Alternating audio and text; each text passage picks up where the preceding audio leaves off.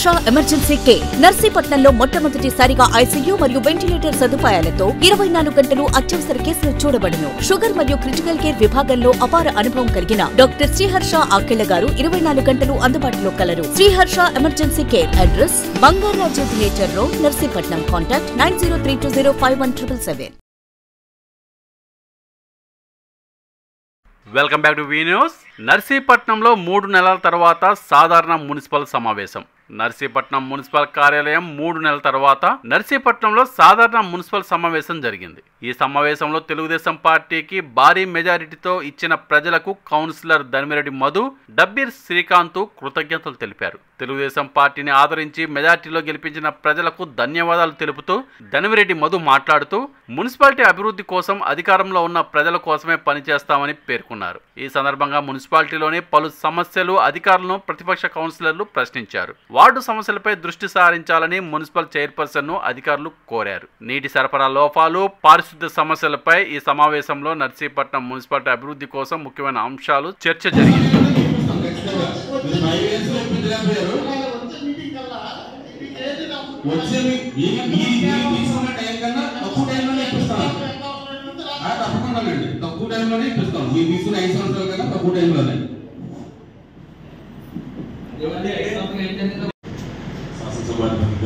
Assembly స్పీకర్గా ఈరోజు ఎన్నుకోవడం మనందరికీ గర్వకారణం. ముందుగా మన నర్సీపట్నం నియోజకవర్గం నుండి అసెంబ్లీకి మొట్టమొదటిసారిగా స్పీకర్గా 16వ అసెంబ్లీకి స్పీకర్గా ఎన్నికైనందుకు అయ్యనపాత్రి గారికి అభినందనలు తెలియజేసుకుంటూ ఈ అవకాశాన్ని ఇచ్చిన నారా చంద్రబాబు నాయుడు గారికి మా కృతజ్ఞతలు తెలియజేసుకుంటున్నాను. అయ్యనపాత్రి గారు మీ అందరికీ చెప్పడానికి నాకు వయసు అనుభవం తక్కువ. నాకు తెలిసిన కొన్ని విషయాలు మాత్రం మీతో షేర్ చేసుకుంటాను. అయ్యనపాత్రి గారు 7 సార్లు ఎమ్మెల్యేగా, 4 సార్లు మినిస్టర్గా, ఒకసారి ఎంపీగా నర్సీపట్నం అభివృద్ధిలో ఎంతో పాత్ర పోషించారండి.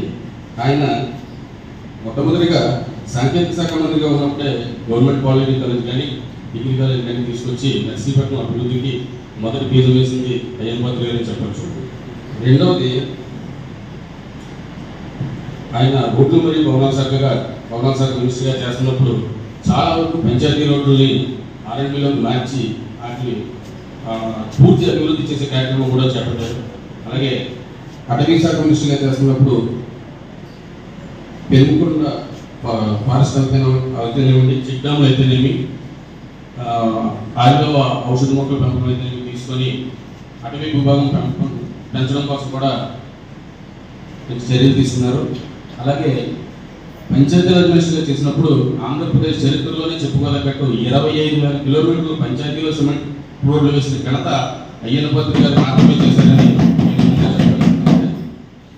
ఇంతటి ఘనచరిత్ర కలిగిన నాయకుడు అసెంబ్లీ స్పీకర్గా ఈ రోజు ఎన్నుకోవడం మన నర్సీపట్నం ప్రజలు నియోజకవర్గ ప్రజలు చేస్తున్న అదృష్టం చెప్తాను. అలాగే నర్సీపట్నం అభివృద్ధి చెందాలి అంటే అయ్యనపాత్రి గారు రావాలి అని ఏరి కోరి అఖండ మెజారిటీతో గెలిపించిన నర్సీపట్నం ప్రజలకు, నియోజకవర్గ ప్రజలకు కూడా మరొకసారి కృతజ్ఞతలు తెలియజేసుకుంటున్నాము. అలాగే ఈ అవకాశం ఇచ్చిన పెద్దలు అందరికీ కూడా పేరు పేరున నా ధన్యవాదాలు తెలియజేసుకుంటూ సెలవు తీసుకుంటున్నాను.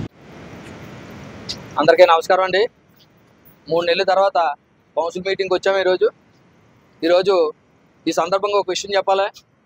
మా అయ్యనపాత్రి గారిని భారీ మెజార్టీతో గెలిపించిన నర్సీపట్నం నియోజకవర్గ ప్రజలందరికీ కూడా, రాష్ట్ర వ్యాప్తంగా తెలుగుదేశం పార్టీకి మంచి మెజార్టీ ఇచ్చి ప్రతిపక్ష హోదా కూడా లేకుండా జగన్మోహన్ రెడ్డిని ఓడించిన ఆంధ్రప్రదేశ్ ప్రజలందరికీ కూడా ధన్యవాదాలు.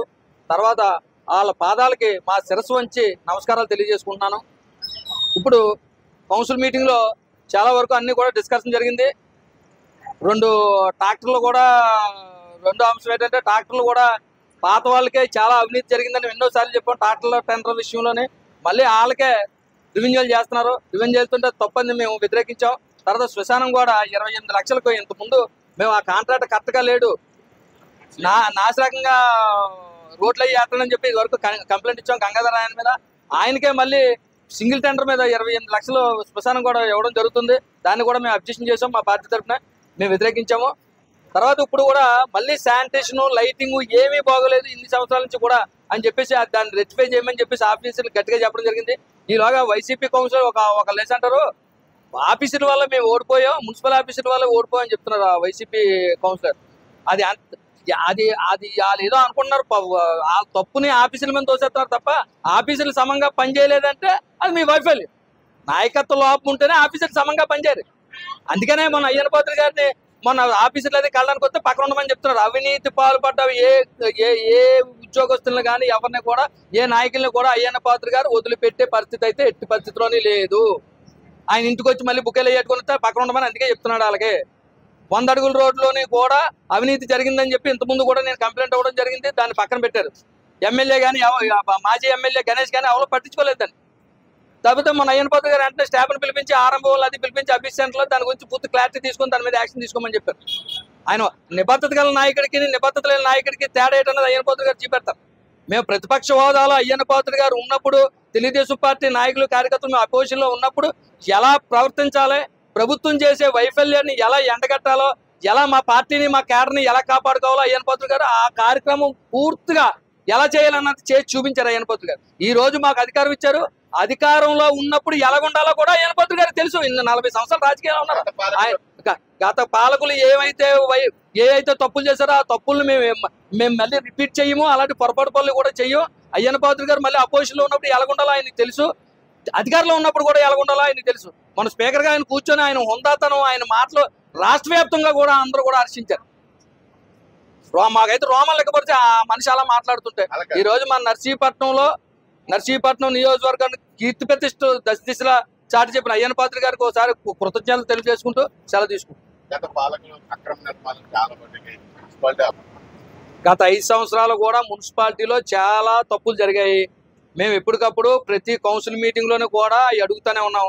అడుగుతుంటే వాళ్ళు దాటేసుకుంటూ వచ్చేసి మాతో డిస్కషన్కి చేయడానికి వాళ్ళని సమర్థించుకోవడానికి చూశారు తప్ప ఆ తప్పులు ఏంటనేది మాత్రం వాళ్ళు రెక్టిఫై చేసుకోలేదు. ఏ రోజు రివ్యూ కూడా పెట్టలేదు. ఏ రోజు కూడా ఈ రోజు మున్సిపాలిటీలో జరిగిన అన్నిటి మీద కూడా అయ్యన్న పాత్రుడు గారు మేము కూర్చొని అయ్యన్న పాత్రుడు గారికి దృష్టికి తీసుకెళ్ళడం కంపల్సరీగా జరుగుతుంది. వాళ్ళందరి మీద కూడా ఎంక్వైరీ వేయడం జరుగుతుంది. ప్రతి కంప్లైంట్ మీద కూడా వాళ్ళ మీద యాక్షన్ తీసుకోవడం జరుగుతుంది. ఎవరెవరు తప్పులు చేశారో ఏ కుంభకోణాలు చేశారో అన్ని కూడా నాయకులకి ఆ వైఎస్ఆర్సీపీ నాయకుల్ని అవసరమైతే పెట్ల గణేష్ని అవసరమైతే అధికారుల మీద కూడా తగిన చర్యలు తీసుకుంటారని ఈ సందర్భంగా చెప్పుకుంటూ సెలవు తీసుకుంటాం. నిరంతర వార్తా సమాచారం కోసం మా వి న్యూస్ ఛానల్ సబ్స్క్రైబ్ చేయండి. నోటిఫికేషన్ కొరకు బెల్ ఐకాన్ని యాక్టివేట్ చేయండి.